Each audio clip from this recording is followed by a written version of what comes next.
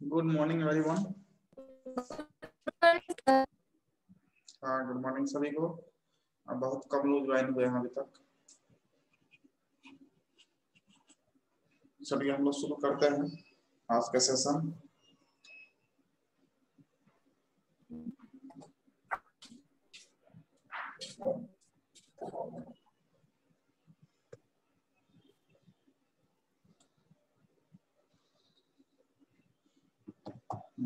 हम लोग देख रहे हैं कि प्रीवियस क्लास में हम लोग कौन कौन से क्वेश्चन कर चुके थे। तो प्रीवियस क्लास में हम लोग कर चुके हैं concept of object oriented programming. एक सेकेंड, हम और भी इसको शेयर कर देते हैं।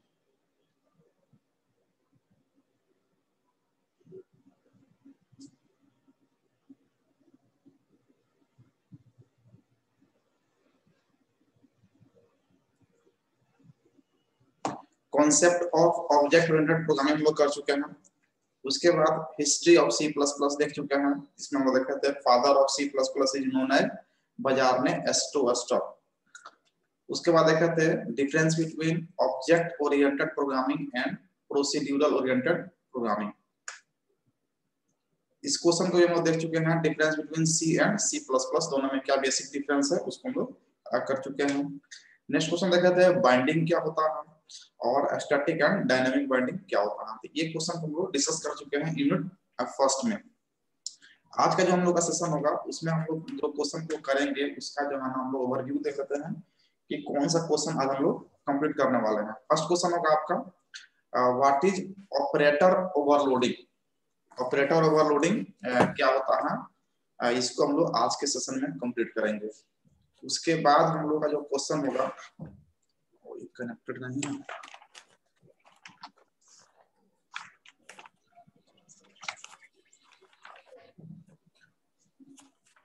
हाँ, इसमें जो है ना ऑपरेटर ओवरलोडिंग करने के बाद उसके बाद हम लोग देखेंगे कौन कौन से ऐसे ऑपरेटर्स हैं जिसको हम लोग ओवरलोड नहीं कर सकते हैं, उसका नाम जो है ना आपको बताना है, क्योंकि ये क्वेश्चन में जो है ना पूछा जाता है किस ऑपरेटर को ओवरलोड नहीं कर सकते हैं।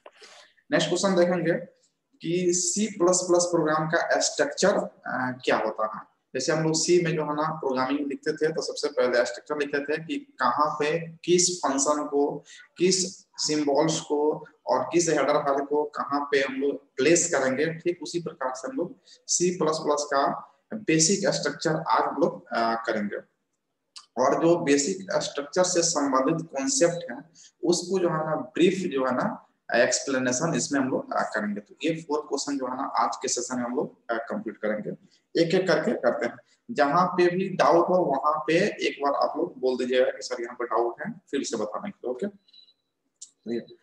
फर्स्ट हम लोग कहा ऑपरेटर ओवरलोडिंग। ऑपरेटर ओवरलोडिंग क्या होता है, तो इसको सिंपल में समझें कि किसी भी ऑपरेटर को यदि हम लोग ऑपरेटर को ओवरलोड कर देंगे तो दैट मीन्स उसमें मल्टीपल वर्क हम लोग से ले रहे हैं। किसी एक आदमी को मल्टीपल वर्क दे देंगे तो क्या होता है अपने को ओवरलोड फील करता है। ठीक वही कॉन्सेप्ट यहाँ पे ओवरलोडिंग पे है, लेकिन इसको लिखेंगे कैसे वो देख लीजिए। सबसे फर्स्ट पॉइंट है using operator overloading in C plus plus. C plus plus में ऑपरेटर ओवरलोडिंग का यूज करके you can specify more than one meaning for an operator. यानी कि एक ही ऑपरेटर का एक से अधिक मीनिंग जो है ना आप दे सकते हैं सी प्लस प्लस में। तो ऑपरेटर ओवरलोडिंग क्या सी में नहीं कर सकते हैं? तो नहीं, सी में इसका कॉन्सेप्ट नहीं है। सी प्लस प्लस यह अलाउ करता है कि आप एक ऑपरेटर को डिफरेंट वे में डिफरेंट काम करने के लिए आप यूज कर सकते हैं। जैसे एग्जांपल में कहें कि अगर कोई हम एक जनरल कॉलेज के एग्जांपल ले रहे हैं और एक पॉलिटेक्निक कॉलेज का एग्जांपल ले रहे हैं, तो जनरल कॉलेज में अगर कोई टीचर है जो हिस्ट्री पढ़ाता है तो उसको अगर हम कहेंगे कि आप ज्योग्राफी में पढ़ा लीजिए तो ये कॉन्सेप्ट वहां पे अलाउ नहीं किया था। मान लीजिए कि अलाउ नहीं किया था कि जो टीचर जिस काम के लिए वही काम करेगा। लेकिन अगर पॉलिटेक्निक कॉलेज की बात करें तो अगर एक कोई टीचर है जो कंप्यूटर ऑपरेटर है तो उसको जो है ना एग्जाम में भी डिपार्टमेंट में यूज किया जाता है, कभी कभी जो है ना लाइब्रेरी में उसको यूज किया जाता है, कभी कभी जो है ना उसको कहा जाता है कि थोड़ा सा एग्जाम ड्यूटी भी कर लीजिए। या फिर एक टीचर है, एक टीचर कई काम करता है, तो यानी कि एक आदमी जिस काम के लिए है वो काम तो करेगा ही करेगा, उसके अलावा भी कोई काम उसको आप दे सकते हैं और वो करेगा, तो वहां पे उसको आप ओवरलोड कर रहे हैं। ठीक उसी प्रकार से हमारे पास एक ऑपरेटर है प्लस, इससे हम लोग जानते हैं एडिशन करते हैं, तो एडिशन तो करेंगे ही करेंगे, ये तो करेगा ही निश्चित रूप से। इसके अलावा भी अगर ये कोई काम कर सकता है तो इसको हम लोग बोलते हैं ऑपरेटर ओवरलोडिंग। जैसे कि यहाँ पे हम कर दिए 5 + 4, तो यहाँ पे एडिशन करके हमको वैल्यू ले दिया 9। लेकिन आप यहाँ पे करते हैं प्लस प्लस आई, मतलब क्या हो गया, अगर आई का वैल्यू 5 है तो यहाँ पे क्या हो जाएगा, आपका वैल्यू 6 हो जाएगा। तो यहाँ पे हम लोग एडिशन के लिए यूज किए और यहाँ पे इंक्रीमेंट के लिए यूज किए। तो ये कॉन्सेप्ट क्या हो गया, ऑपरेटर ओवरलोडिंग। दैट मीन्स कि आप एक ही ऑपरेटर को मल्टीपल काम के लिए यूज कर रहे हैं, उसको बोलते हैं ऑपरेटर ओवरलोडिंग। जैसे हमारे पास मल्टीप्लाई है, तो यहाँ पे 3 × 4 कर दिए, तो यहाँ हो गया आंसर 12। यहाँ पे आप एस्ट्रिक्स को जो है मल्टीप्लाई के रूप में यूज कर रहे हैं।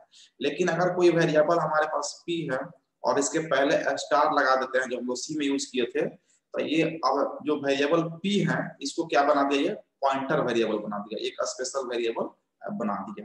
तो यहाँ पे मल्टीप्लाई के रूप में यूज किए आप, और यहाँ पे पॉइंटर बनाने के लिए यूज किए। तो एक ऑपरेटर है और उसे एक्स्ट्रा काम ले रहा है, तो इसी कंसेप्ट को बोलते हैं ऑपरेटर ओवरलोडिंग। तो ये C++ अलाउ करता है ऑपरेटर ओवरलोडिंग के कॉन्सेप्ट को, लेकिन C लैंग्वेज अलाउ नहीं करता है। नेक्स्ट पॉइंट है, इसका पर्पस क्या है, तो the purpose of operator overloading is to provide a special meaning of an operator. इसका पर्पस क्या है, किसी भी ऑपरेटर को जो है ना एक स्पेशल मीनिंग प्रोवाइड किया जाए और ये हमेशा यूजर डिफाइंड डेटा पे काम करेगा। यूजर डिफाइंड डेटा और प्री डिफाइंड डेटा आप लोग जानते हैं पहले से, वैसा डेटा जिसका मीनिंग पहले से कंपाइलर को पता है, जिसका मीनिंग पहले से सी लाइब्रेरी में या C++ लाइब्रेरी में एग्जिस्ट करता है, उसको बोलते हैं प्री डिफाइंड डेटा। और वैसा डेटा जिसको यूजर क्रिएट करता है अपने रिक्वायरमेंट के अकॉर्डिंग, उसको बोलते हैं यूजर डिफाइंड डेटा। हम लोग फंक्शन ही पढ़े थे, यूजर डिफाइंड फंक्शन और प्री डिफाइंड फंक्शन। तो प्री का मतलब पहले से उसका मीनिंग पता है, और यूजर का मतलब यूजर खुद से उसको अपने रिक्वायरमेंट के अकॉर्डिंग क्रिएट करेगा। तो इसका पर्पस क्या है कि किसी ऑपरेटर को स्पेशल मीनिंग प्रोवाइड किया जाए और ये हमेशा यूजर डिफाइंड डेटा पे काम करेगा। यहाँ पे देखिए लिखा हुआ है for user defined data type. Next point है, with the help of operator overloading you can redefine the majority of C++ operator।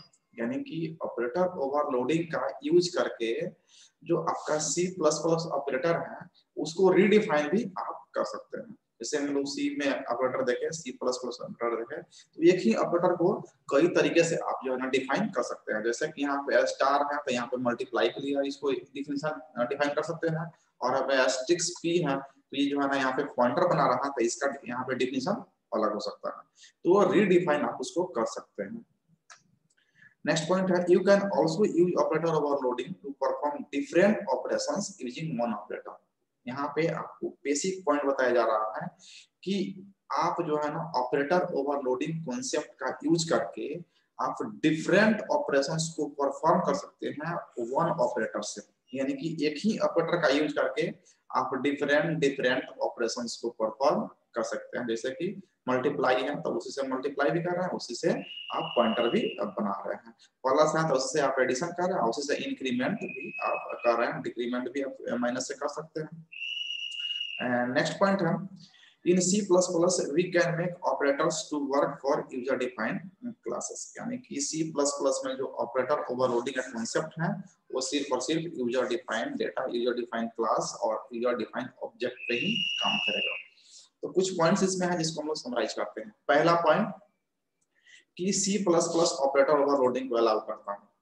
Second point, आप यहाँ पे एक ऑपरेटर्स का अलग अलग जो है ना नाम से या उसके डिफिनेशन के आधार पर उसको स्पेसिफाई कर सकते हैं। नेक्स्ट पॉइंट, इसका ऑपरेटर ओवरलोडिंग का यह जो है ना पर्पस है कि एक ऑपरेटर का मीनिंग जो है ना डिफरेंट डिफरेंट या एक स्पेशल मीनिंग उसको प्रोवाइड किया जा सके। नेक्स्ट पॉइंट है कि इसका जो है ना यूजर डिफाइंड डेटा पे हमेशा ये काम कर सकता है। सी प्लस प्लस के ऑपरेटर को जो है ना आप रिडिफाइन कर सकते हैं मेजोरिटी में, और यह जो है ना एक ऑपरेटर का यूज करके आप डिफरेंट डिफरेंट ऑपरेशंस को परफॉर्म कर सकते हैं, और ये हमेशा user defined data user defined class पे काम करता है। तो कुछ पॉइंट्स आप याद रखेंगे। पहला पॉइंट कि सी प्लस प्लस इसको अलाउ कर देता है। दूसरा पॉइंट कि आप एक ही ऑपरेटर का यूज करके डिफरेंट डिफरेंट ऑपरेशंस को परफॉर्म कर सकते हैं। सी प्लस प्लस के ऑपरेटर को जो है ना आप रिडिफाइन कर सकते हैं ऑपरेटर ओवरलोडिंग के मदद से। ऑपरेटर ओवरलोडिंग हमेशा जो है ना यूजर डिफाइंड डेटा टाइप्स पे काम करता है। ये कुछ पॉइंट्स हो गया जिसको आप जो है ना ध्यान में रखेंगे, और सिंपल में ध्यान रखेंगे कि एक ऑपरेटर को जब मल्टीपल वर्क के लिए डिफरेंट डिफरेंट वर्क के लिए जब हम लोग यूज करते हैं तो उसको बोलते हैं ऑपरेटर ओवरलोडिंग। और कुछ ऐसा ऑपरेटर भी है जिसका यूज जो है ना आप एक ही तरीके से कर सकते हैं, उससे डिफरेंट डिफरेंट काम नहीं ले सकते हैं। पहले हम लोग इसका एग्जांपल देख लेते हैं। इसका एग्जांपल में हो जाएगा, देखिए यहाँ पे दिया गया है कि we can overload an operator plus in class like a string so that we can concatenate to a string by just using a plus। इस डेफिनेशन का मतलब है, इस एग्जांपल का मतलब है कि आप प्लस को यहाँ पे 3+4 की तरह यूज कर सकते हैं, और इसको आप स्ट्रिंग पे भी यूज कर सकते हैं। स्ट्रिंग क्या होता है? Collection of characters. तो कैरेक्टर्स में जैसे कि हम यहाँ पे जोड़ देते हैं, यहाँ पे हम लिख दिए कुमार, कुमार, ठीक है ना, और प्लस कर दिए यहाँ पे आलोक, ठीक है ना। तो इसको जो है ना इसको ऐड कर देगा और इसका आंसर दे देगा, कॉन्कैटिनेट कर देगा। कॉन्कैटिनेट का मतलब हो गया यहाँ पे देखिए इस तरह से जो है ना इसको कर देगा। कॉन्कैटिनेट का मतलब दो स्ट्रिंग को एक साथ जो है ना मिला देना, एक साथ अटैच कर देना, उसको बोलते हैं कॉन्कैटिनेट, ठीक है ना, कॉन्कैटिनेट। तो आप यहाँ पे स्ट्रिंग इसको बोलेंगे, कुमार को क्या हो गया बोलेंगे स्ट्रिंग, आलोक क्या हो गया स्ट्रिंग, और ये भी क्या हो गया हमारा स्ट्रिंग ही बना। लेकिन इसको हम कैसे कॉन्कैटिनेट किए? प्लस ऑपरेटर से।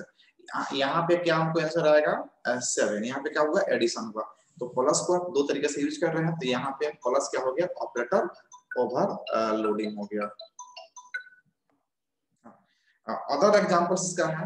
अदर एग्जांपल्स में classes where arithmetic operators may be overloaded. Class के पास अगर अरिथमेटिक ओवरलोड ऑपरेटर है तो उसको भी आप ओवरलोड कर सकते हैं। जैसे कि कॉम्प्लेक्स नंबर के एडिशन में कर सकते हैं, फैक्टोरियल नंबर के एडिशन में कर सकते हैं, बिग इंटीजर के एडिशन में कर सकते हैं। जैसे कि कॉम्प्लेक्स नंबर यहाँ पे 5i + 7i, तो ये क्या हो गया? कॉम्प्लेक्स नंबर है, इसको भी आप एडिशन कर सकते हैं। टुगेदर होता है यहाँ पे 3 फैक्टोरियल 3 + फैक्टोरियल 5, इसको भी आप ऐड कर सकते हैं। उसके बाद जो है ना बिग इंटीजर यानी कि 5 7 9 8 + 1 2 3 4 5 6, इसको भी आप एडिशन कर सकते हैं। तो यहाँ पे देखिए, यहाँ पे इंटीजर वैल्यू को आप एडिशन कर रहे हैं, यहाँ पे आप फैक्टोरियल एडिशन कर रहे हैं, और यहाँ पे आप कॉम्प्लेक्स नंबर का एडिशन कर रहे हैं। यानी कि डिफरेंट डिफरेंट जो है ना वैल्यूज को आप एक ही ऑपरेटर से एडिशन कर पाते हैं। तो वो यहाँ पे एक ऑपरेटर डिफरेंट डिफरेंट टास्क को परफॉर्म कर रहा है, तो इस कॉन्सेप्ट को हम लोग बोलते हैं ऑपरेटर ओवरलोडिंग। ये आपको एग्जाम्पल में हो गया। अब इसमें कौन कौन से ऐसा ऑपरेटर है जिसको आप ओवरलोड नहीं कर सकते हैं? Operator that can not be overloaded are as follow. तो कुछ है जिसका नाम आपको ध्यान रखना है। ऑब्जेक्टिव यहाँ से क्वेश्चन पूछे जाते हैं, और सब्जेक्टिव में पूछे जाते हैं कि what is an operator overloading, which of the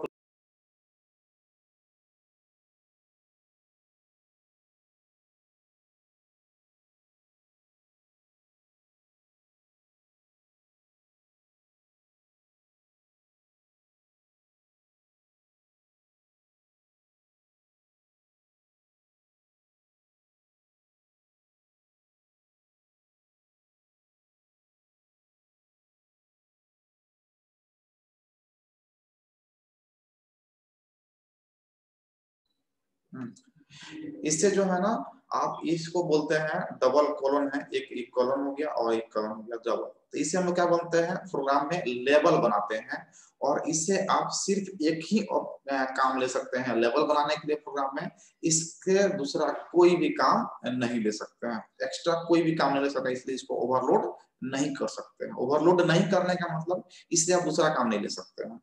second है size of operator. C language में पढ़ना था, साइज ऑफ ऑपरेटर को हम लोग आते हैं, जैसे यहाँ पे हम लोग लिखते हैं साइज ऑफ, और यहाँ पे हम लिखते हैं सहरसा, सहरसा। तो ये क्या करता है स्ट्रिंग के साइज को बताता है। ये क्या करता है इस स्ट्रिंग के साइज को काउंट करता है और आंसर यहाँ पे देता है, जैसे कि 1 2 3 4 5 6 7, तो आंसर जगह 7। ये क्या बता रहा है लेंथ ऑफ द स्ट्रिंग, और स्ट्रिंग क्या होता है कलेक्शन ऑफ या ग्रुप्स ऑफ कैरेक्टर्स। तो सहरसा क्या हो गया ग्रुप ऑफ कैरेक्टर्स हैं, एस कैरेक्टर है, ए कैरेक्टर है, एच कैरेक्टर है, तो इस सारे कैरेक्टर काउंट करता है, और काउंट करने के बाद यहाँ पे आंसर आपको दे देता है। तो इस किसी भी अगर स्ट्रिंग का साइज फाइंड करना है कि वो कितने साइज का है, तो किसे निकालेंगे साइज ऑफ ऑपरेटर से। तो यहाँ पे साइज ऑफ ऑपरेटर ऐसा है जो सिर्फ और सिर्फ किसी भी स्ट्रिंग के साइज को फाइंड कर सकता है, एक्स्ट्रा कोई भी काम नहीं कर सकता है, इसीलिए इसको हम लोग ओवरलोड नहीं कर सकते हैं। नेक्स्ट है मेंबर सेलेक्टर, जो आपको C++ में हम लोग जब प्रोग्राम करेंगे तो मेंबर्स को सिलेक्ट करेंगे क्लास में, तो यहाँ पे मेंबर सिलेक्शन करते हैं हम लोग डॉट ऑपरेटर से। ये है क्या डॉट ऑपरेटर, डॉट इसको पढ़ते हैं डॉट ऑपरेटर। तो इसको भी हम लोग जो है दूसरे काम में नहीं ले सकते हैं, इसलिए इसको बोलते हैं कि मेंबर सेलेक्टर जो डॉट, इसको हम लोग ओवरलोड नहीं कर सकते हैं। नेक्स्ट है मेंबर पॉइंटर सेलेक्टर, यहाँ पे C++ हमारा एस्ट्रिक्स है, इससे भी हम लोग ना यहाँ पे C++ में मेंबर का पॉइंटर सिलेक्शन करते हैं, वहां पे हम लोग सी लैंग्वेज में मल्टीप्लाई भी कर रहे थे और इसे जो हम लोग आपको पॉइंटर ही बना रहे थे, दो काम कर ले रहे थे, लेकिन वहां पे ओवरलोडिंग का कॉन्सेप्ट हम यूज नहीं करते हैं। लेकिन यहाँ पे मेंबर पॉइंटर सेलेक्ट करते हैं, यहाँ पे मेंबर को सिलेक्ट करते हैं और यहाँ पे मेंबर पॉइंटर सेलेक्टर इसको बताना है स्टार को, तो यहाँ पे भी इसको ओवरलोड नहीं कर सकते हैं। और लास्ट है टर्नरी ऑपरेटर, जो क्वेश्चन मार्क है, इसको भी ओवरलोड नहीं कर सकते हैं। तो ये टोटल 5 ऑपरेटर्स हैं जो ऑब्जेक्टिव में पूछा जा सकता है कि इसमें से किसको ओवरलोड नहीं कर सकते हैं, तो इन पांचों को ओवरलोड नहीं कर सकते हैं। ओवरलोड नहीं करने का मतलब ये है कि इनमें से जो भी 5 ऑपरेटर हैं, इससे दूसरा कोई भी काम आप नहीं ले सकते हैं। एग्जाम्पल में जैसे आप कार रखे हैं और कार का ड्राइवर रखे हैं, तो वो सिर्फ ड्राइवरिंग कर सकता है और कोई काम नहीं कर सकता है आपका, तो वो हो गया कि आप उसको ओवरलोड नहीं कर सकते हैं। लेकिन एक ऐसा ड्राइवर आप रखते हैं जो आपके घर के काम भी करता है, आपके घर के लिए सब्जी भी लाता है, साफ सफाई भी करता है, गाड़ी भी चलाता है, आपके लिए कुछ और भी सामान खरीद के लाता है, तो क्या होता है उसको ओवरलोड कर सकते हैं। यानी कि जो एक आदमी ड्राइवर है वो ड्राइविंग के अलावा और भी आपका एक्स्ट्रा काम को कर सकता है, तो उसको ओवरलोड कर सकते हैं। अगर नहीं कर सकता है तो उसको ओवरलोड नहीं कर सकते हैं। तो यहाँ पे ये 5 ऑपरेटर हैं, इसको ओवरलोड नहीं कर सकते हैं। क्यों नहीं कर सकते हैं? क्योंकि इसमें से कोई भी ऑपरेटर्स को आप एक्स्ट्रा वर्क के लिए नहीं यूज कर सकते हैं। ये हो गया हमारा ऑपरेटर ओवरलोडिंग। तो ऑपरेटर ओवरलोडिंग का डेफिनेशन हम लोग देख लिए कि ऑपरेटर ओवरलोडिंग का कॉन्सेप्ट क्या है कि एक ऑपरेटर से अगर आप डिफरेंट डिफरेंट टास्क को परफॉर्म करवा सकते हैं तो उसको बोलते हैं ऑपरेटर ओवरलोडिंग। ये ऑपरेटर ओवरलोडिंग हमेशा यूजर डिफाइंड डेटा पे होता है। इसे C++ जो है ना अलाउ करता है कि आप ऑपरेटर ओवरलोडिंग इसमें आप कर सकते हैं, और ऑपरेटर ओवरलोडिंग करके हम लोग C++ के ऑपरेटर को एक स्पेशल मीनिंग प्रोवाइड कर सकते हैं, एक अलग तरीके से डिफाइन भी कर सकते हैं। अब कौन कौन से ऑपरेटर हैं जिसको ओवरलोड नहीं कर सकते हैं? तो ये आपका 5 ऑपरेटर हैं जिसको हम लोग ओवरलोड नहीं कर सकते हैं। तो उम्मीद है कि आप लोगों को क्लियर हो गया होगा ऑपरेटर ओवरलोडिंग। हो गया है तो आगे बढ़े, बोलो। Yes sir. ये क्वेश्चन जो है ना छूटना नहीं चाहिए, दोबारा हम कहेगा तो फिर से बता देंगे। चलो नेक्स्ट हम लोग कहाँ है, आज हम लोग स्टार्ट कर रहे हैं C++ का स्ट्रक्चर। C++ प्रोग्राम का जो है ना स्ट्रक्चर क्या होता है, हम लोग कैसे डिफाइन करते हैं। तो इसमें जो है ना सबसे पहले जैसे सी में वो लिखते हैं सेम टू सेम आपका C++ है, कुछ फंक्शंस का नाम है जो चेंज हो जाएगा लेकिन वर्क वही है जो सी में है। तो यहाँ पे हम लोग सबसे पहले हेडर फाइल यूज करेंगे। यहाँ पे कह रहा है कि the basic structure of C program plus plus program is given below. सबसे पहला बेसिक स्ट्रक्चर, तो बेसिक स्ट्रक्चर में आपका हो गया पहला हेडर फाइल। हेडर फाइल में है इंक्लूड iostream.h। iostream.h हम लोग सी में देखे थे इंक्लूड stdio.h, stdio.h, और इसके जगह पे यहाँ पे है iostream.h। तो यहाँ पे iostream में जो है ना, आपको आई का मीनिंग क्या है, तो इनपुट है, और ओ का मीनिंग आपका है आउटपुट है, और स्ट्रिंग तो स्ट्रीम है।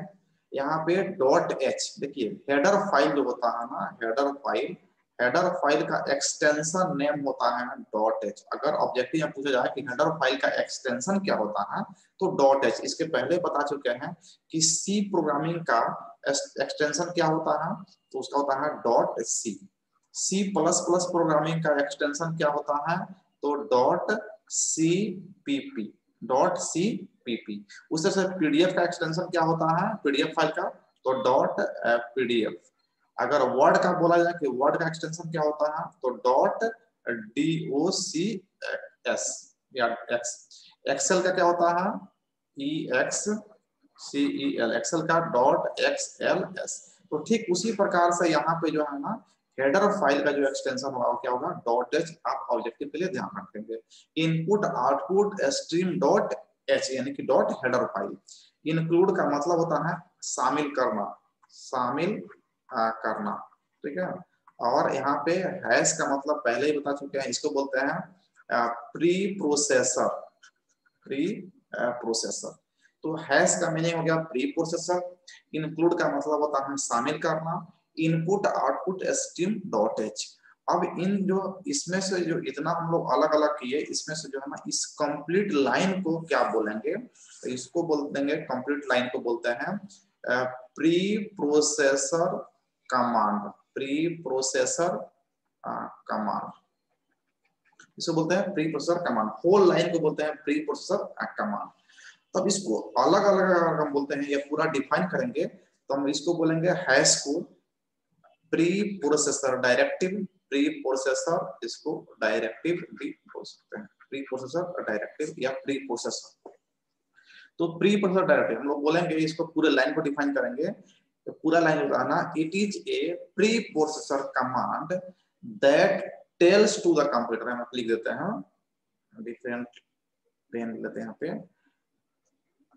it is a preprocessor command that tells to the compiler include input output stream with a standard header file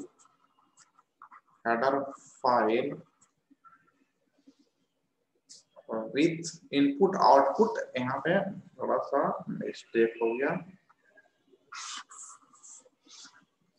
input output stream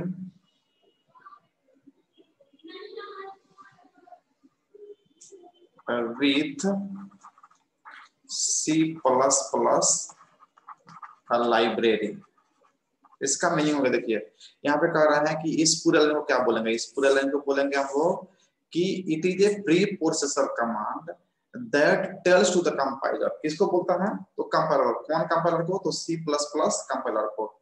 यह प्री प्रोसेसर कमांड है जो C++ कंपाइलर को यह बताता है कि आप जो है ना, प्रोग्राम को स्टार्ट करने के लिए बिफोर एक्सिक्यूशन ऑफ प्रोग्राम, यहाँ पे ये भी आप जोड़ सकते हैं, tells to the compiler before execution of the program, here before execution of the program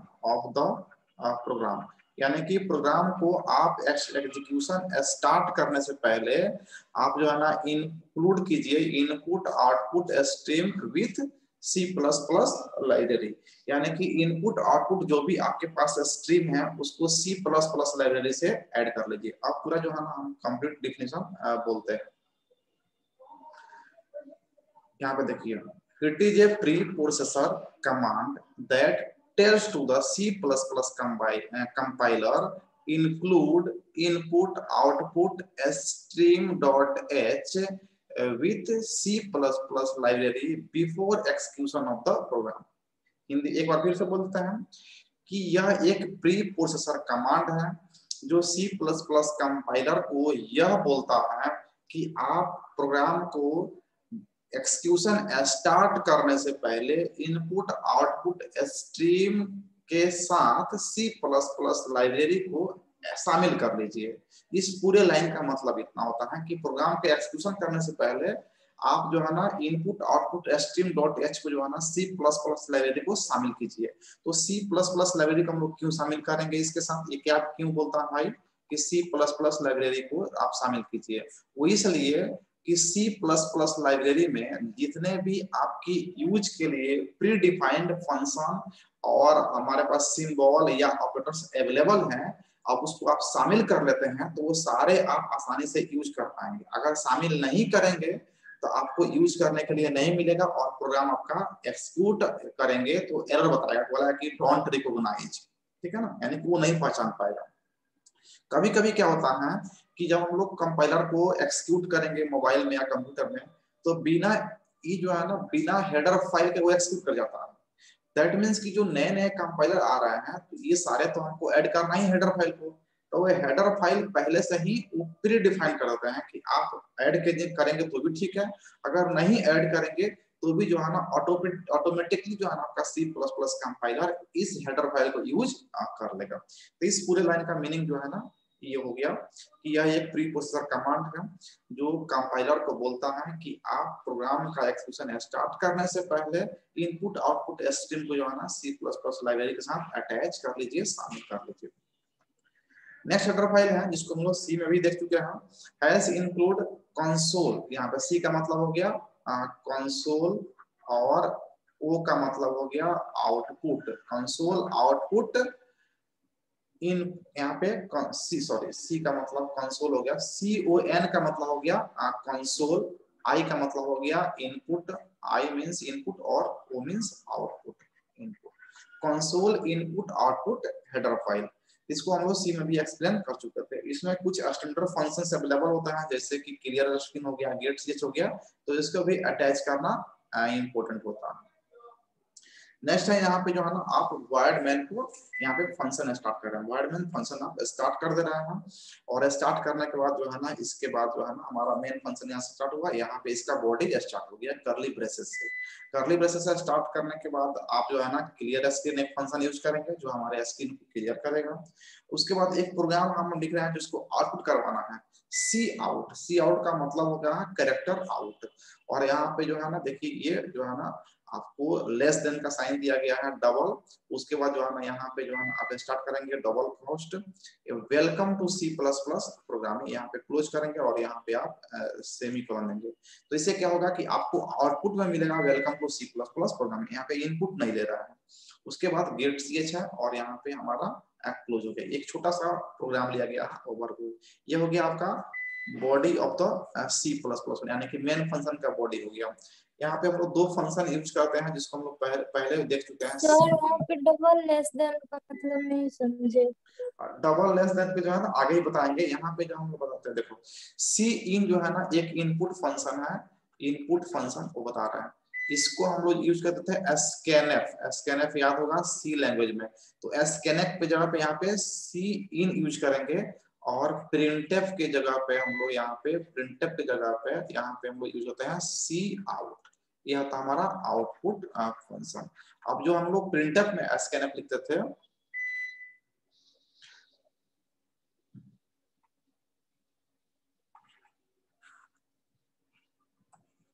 क्या से क्या खुल जाता है,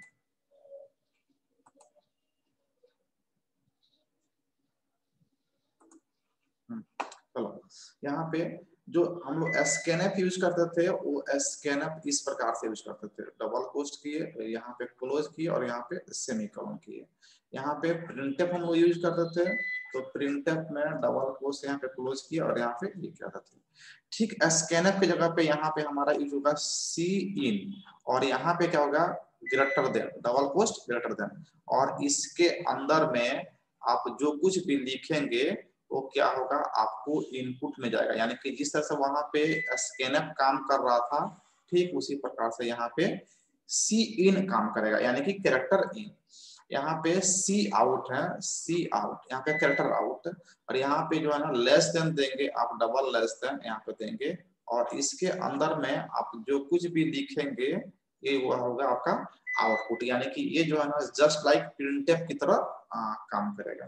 तो जो वहां पे स्कैनएफ और प्रिंटएफ का कॉन्सेप्ट था ठीक वहां यहाँ पे सी इनपुट, सी इन और सी आउट का कॉन्सेप्ट है। कॉन्सेप्ट में यहाँ पे सी इन में जो है ना आपको जो है ना ग्रेटर देन का सिंबल यूज करना है, यहाँ पे जो है ना आपको एक ग्रेटर देन का सिंबल यूज करना है, और उसके बाद यहाँ पे डबल कोट से स्टार्ट करना है। इसमें जो कुछ भी लिखेंगे आप इनपुट करवाएंगे और सेमीकोलन दे देंगे। ठीक यहाँ पे जो है ना आउटपुट में जो है ना आपको सी आउट में लेस देन का यूज करेंगे, और यहाँ पे डबल कोट से स्टार्ट करेंगे और यहाँ पे आप क्लोज करेंगे, यहाँ पे सेमीकोलन दे देंगे। बस ये प्रिंटएफ और स्कैनएफ की तरह काम करता है, सी इन एंड सी आउट हमारे सी प्लस प्रोग्राम में। तो यहाँ पे काम सेम है, बस फंक्शन का नाम डिफरेंट हो गया। अब बोलो अब समझ में आया कि नहीं? Yes sir. हाँ, आगे प्रोग्राम हम लोग करेंगे तो बार बार इसका यूज जो है ना हम बताते चलेंगे, ठीक है ना। यहाँ पे हम लोग जो है ना इस पूरे स्ट्रक्चर को हम लोग देख लिए। आगे जब ये ओवरव्यू हो गया कि हम लोग करेंगे क्या, कि आपको जो है ना पहले हेडर फाइल इंक्लूड कर लेना है, वर्ड में स्टार्ट करना है, यहाँ पे कर्ली ब्रेसेस से स्टार्ट होगा, यहाँ पे क्लोज होगा, और इसके अंदर में ये हो गया body of the C plus plus program. तो इसको हम देख लिए। अब इसको जो है ना अगर शॉर्ट नोट्स में जो है ना डिफाइन करने के लिए बोला जाए तो यहाँ पे सी प्लस प्लस प्रोग्राम क्या होता है कि include the standard input output library function. इसका मीनिंग है कि लाइब्रेरी फंक्शन से जितना भी स्टैंडर्ड इनपुट आउटपुट फंक्शन है उसको हमको शामिल करके यूज करना है अपने प्रोग्राम में। It provides C in and C out methods for reading from input and writing to output respectively. यानी कि ये ऑब्जेक्टिव में पूछा था कि सी इन से हम लोग क्या करते हैं तो ये इनपुट करवाते हैं, सी आउट से क्या करते हैं तो आउटपुट करवाते हैं। मतलब कि सी इन इनपुट फंक्शन है, सी आउट आउटपुट फंक्शन है। और यहाँ पे सी इन और सी आउट किस लाइब्रेरी में मिलता है, किस हेडर फाइल में बनता है, तो यहाँ पे किस में होगा IOST में। ऑब्जेक्टिव में पूछा जाएगा कि in which of the following header file C in and C out is available. तो सी इन और सी आउट आपको IOStream.h में मिलता है। हम लोग सी लैंग्वेज में पढ़े थे कि स्कैनएफ और प्रिंटएफ कहाँ मिलता है, स्टैंडर्ड इनपुट आउटपुट यानी कि studio.h में, यहाँ पे IOStream.h में मिलेगा। एसकोनियो है तो इसके बारे में जानते हैं, यानी कि console input output library function होता है, और इसमें गेट ch और क्लियर स्क्रीन।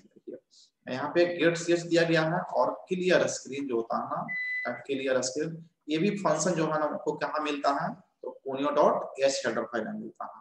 तो गेट ch और क्लियर स्क्रीन ये ऑब्जेक्टिव के लिए ध्यान रखेंगे।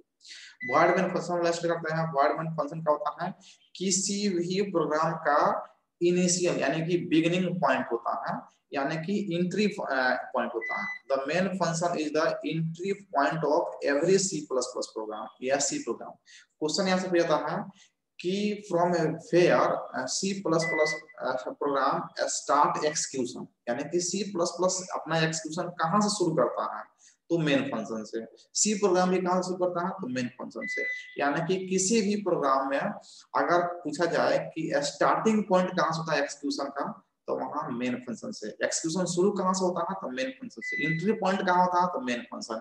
यहाँ से सारा चीज होता है स्टार्टिंग मेन फंक्शन से, तो इसे याद रखेंगे। और प्रत्येक प्रोग्राम के पास कम से कम एक फंक्शन होता है, उसका नाम है main function. The void keyword specify that it returns no value, यानी कि यहाँ पे void यानी कि जो मेन लिखे हैं, मेन के पहले जो लिखे हैं अब void लिखे हैं। तो void जो है ना एक कीवर्ड है, C++ में भी कीवर्ड है और C में भी एक कीवर्ड है ये, जो ये बताता है कि हमें कोई भी रिटर्न वैल्यू नहीं चाहिए। आप बुक में देखेंगे लिखा रहता है इंटीजर और यहाँ पे लिखा रहता है मेन। तो जब ऐसा रहेगा तो लास्ट में यहाँ पे लिखा रहेगा कि रिटर्न 0 या 1।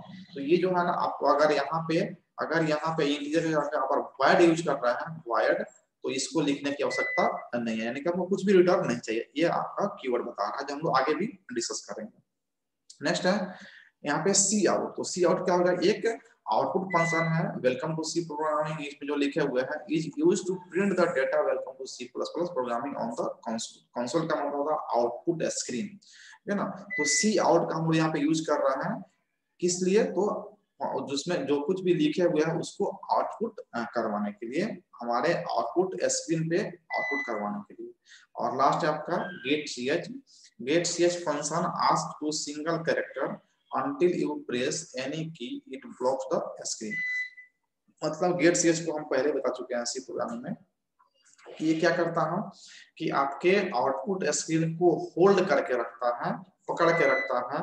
जब तक आप कोई की इनपुट नहीं करेंगे तब तक वो आउटपुट को आपको दिखाते रहेगा।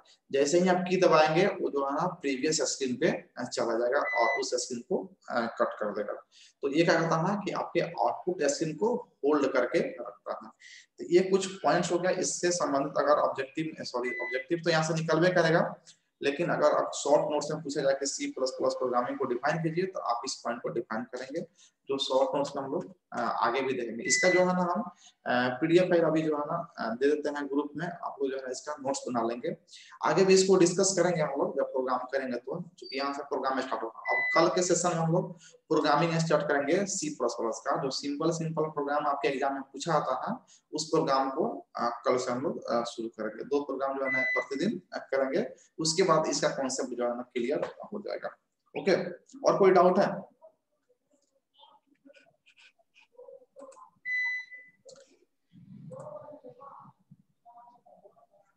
चलिए, लाइट कट चुका है, इसलिए जो है ना सेशन को क्लोज करते हैं। हम पीडीएफ फाइल सेंड कर रहे हैं नोट्स बनाने के लिए। ओके।